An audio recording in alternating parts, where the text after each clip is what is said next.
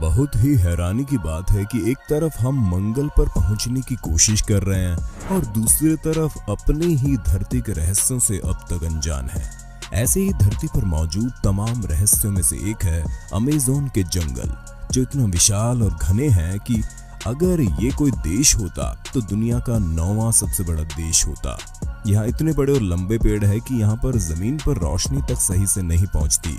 बीते कुछ सालों में यहाँ ऐसी चीजें मिली और खोज हुई जिसे देखकर साइंटिस्ट हैरान हो गए। तो चलिए आज की इस वीडियो में हम आपको रूबरू करवाते हैं अमेज़न के जंगल में छुपे रहस्यों के बारे में। नए व्यूअर्स जल्दी से सब्सक्राइब तो कर लो और बगल की घंटी दबाकर ऑल पर क्लिक कर देना। एक बार आप इस फुटेज को देखिए, आपको क्या दिखाई दे रहा है? सिर्फ टूटे पेड़ की टहनी? जी नहीं, ध्यान से देखिए, यहाँ एक पक्षी छुपा बैठा है। अब भी नहीं दिखा? चलिए तब तो ठीक है, यानी ये पक्षी अपनी कला में माहिर है। अमेज़न के जंगलों में पाए जाने वाले इस पक्षी का नाम पूटू है, जो असाधारण छलावरण की कला में माहिर है। ये पक्षी वैसे आमतौर पर दिखाई नहीं देता, क्योंकि एक तो ये रात में बाहर निकलते हैं और दिन में किसी टूटी टहनी में इस तरह से अपने आप को छुपा लेते हैं कि आप उन्हें देख नहीं पाएंगे। ये अपनी आंखें हमेशा अध खुली रखते हैं और घंटों तक एक ही मुद्रा में शांत बैठे रहते हैं। साइंटिस्ट इस पर भी अभी रिसर्च कर रहे हैं। ऐसे पता नहीं कितने जीव जंतु इस जंगल में छिपे बैठे हैं। ऐसे एक अनोखी पिंक डॉल्फिन यहाँ अमेज़न रिवर में पाई जाती है। क्या आपने कभी किसी पेड़ को चलते हुए सुना है?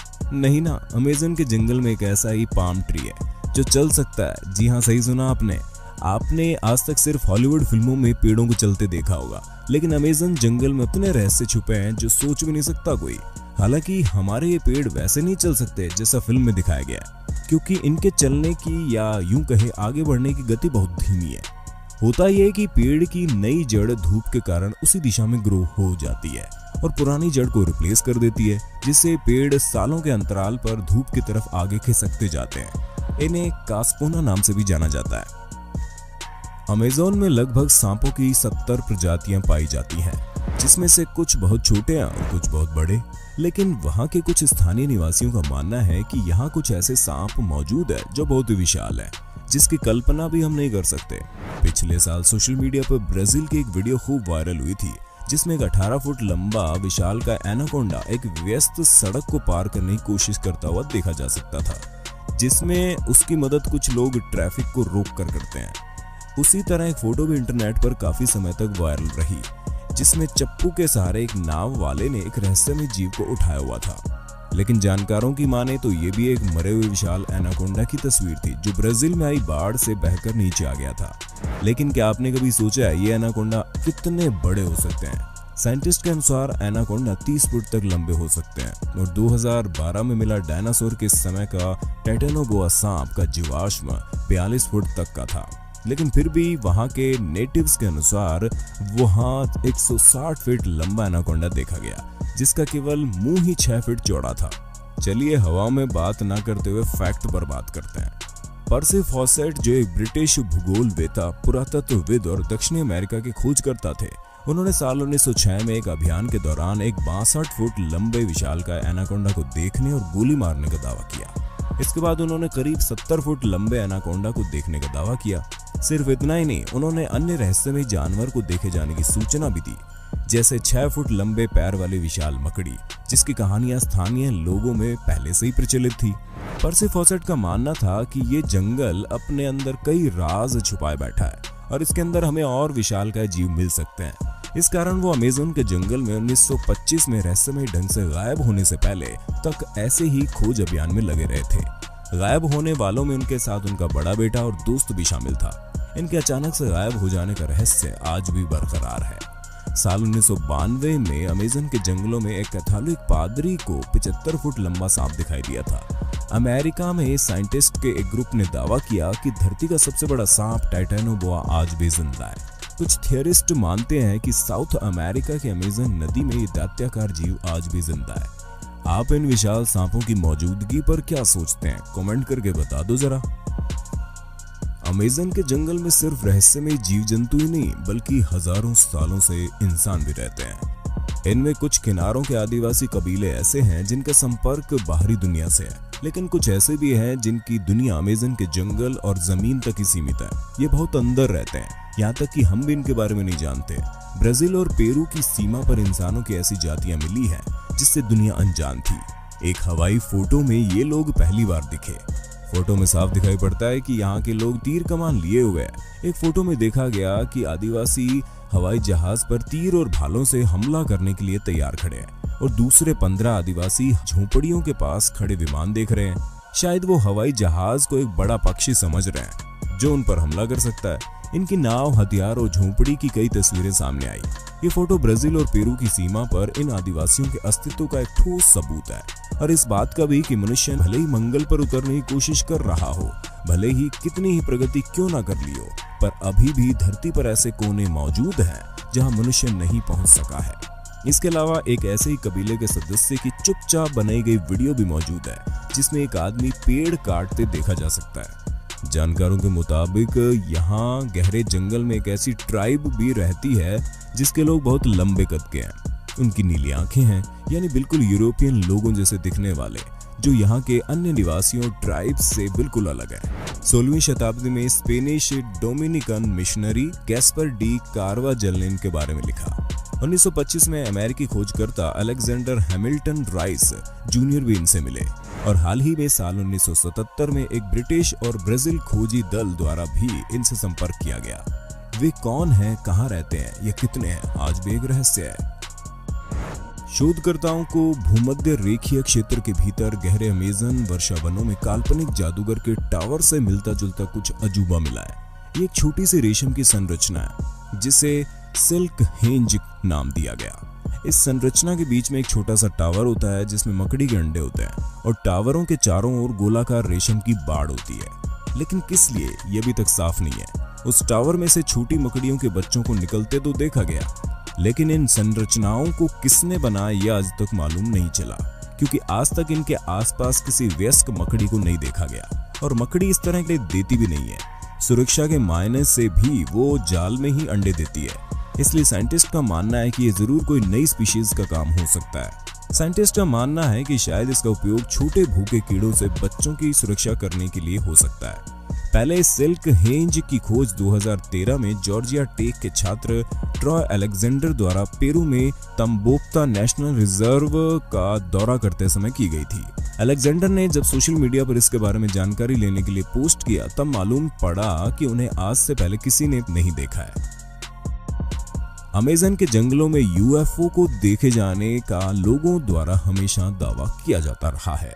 विशाल वर्षावनों के साथ साथ दूसरी और अंटार्कटिक महासागर इसे दूसरी दुनिया के लोगों को छुपने के लिए आदर्श स्थान बनाता है। कुछ ऐसा ही साल 2016 में हुआ जब एक आदमी ने गूगल अर्थ की मदद से अमेज़न के जंगलों में एक सिगार शेप की यूएफओ को देखने का दावा किया। ये अजीब चीजें देखने में पेड़ों के भीतर छिपी हुई प्रतीत होती है। अमेरिका की यूएफओ जांचकर्ताओं की सिक्योर टीम 10 के टालर ने बताया कि वहां दूर दूर तक कोई टावर या कोई चीज नहीं है, बस पेड़ ही पेड़ है। किसी पेड़ से उसकी तुलना करने पर मालूम पड़ रहा है कि ये बहुत विशाल है। सिर्फ एक ही जगह नहीं बल्कि इस तरह की कई आकृतियां पूरे जंगल में फैली हुई है। आपको क्या लगता है, इस बारे में कमेंट करके बताना। लेकिन उससे पहले अमेज़न फॉरेस्ट में घटी इस घटना के बारे में तो सुन लो। 2011 में 2 ब्रिटिश सैलानी ब्राजील घूमने गए थे।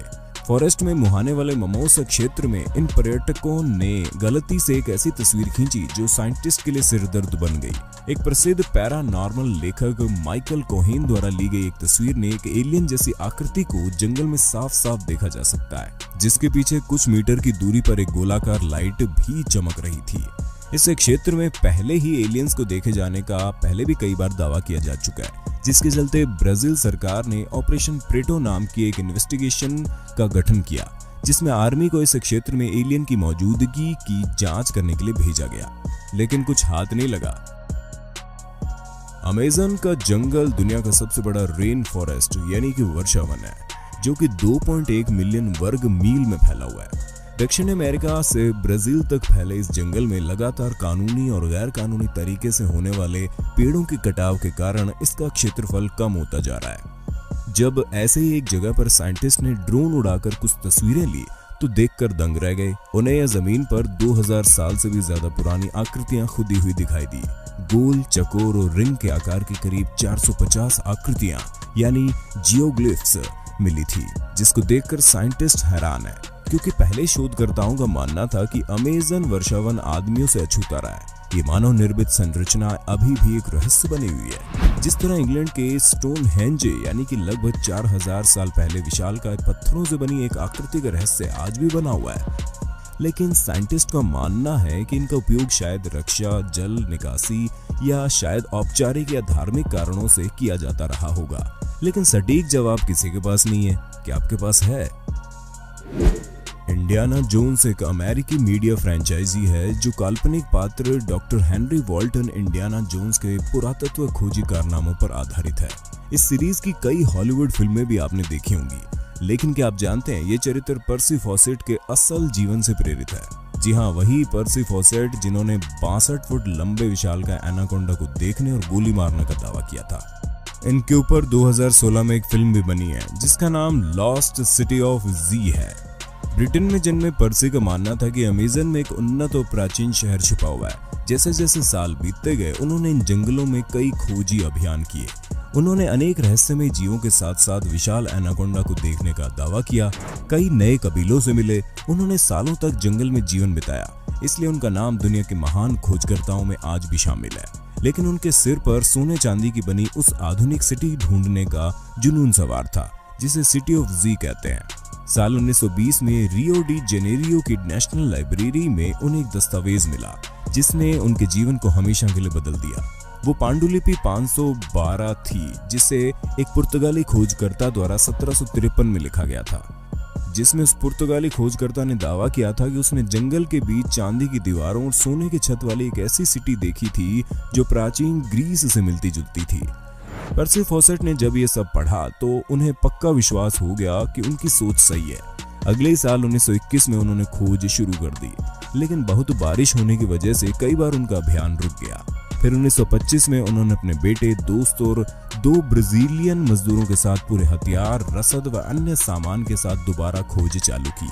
उन्होंने 5 महीने बाद अपनी बीवी नीना को लेटर लिखकर लोकल से भिजवाया कि बस वो उस सिटी तक पहुंचने वाले हैं। उसके कुछ महीनों बाद इन तीनों का कुछ पता नहीं चला। वो रहस्यमय ढंग से गायब हो गए। कई खोजी दल उन लोगों को ढूंढने भेजे गए, लेकिन वो भी लौट कर नहीं आए। लगभग 100 के करीब लोग पर्सी फॉसेट को ढूंढने के दौरान ही रहस्यमय ढंग से गायब हो गए। आखिर क्या हुआ इन सबको? क्या उन्होंने सच में उस सिटी को ढूंढ लिया था और वहीं रहने का फैसला कर लिया? क्या जंगल के अंदर सच में कई विशाल जीव मौजूद है जिन्होंने सबको अपना निवाला बना लिया, या सब किसी खूंखार कबीले की भेंट चढ़ गए? आपको बता दें, ये जितने भी लोग वहां गए सब बंदूकों और हथियारों से लैस थे। आप इस बारे में क्या सोचते हैं जरूर बताना। वीडियो बहुत लंबी हो गई है, लेकिन रहस्य खत्म होने का नाम ही नहीं ले रहे, इसलिए अगर वीडियो पसंद आई हो तो नेक्स्ट पार्ट की डिमांड कमेंट में कर देना।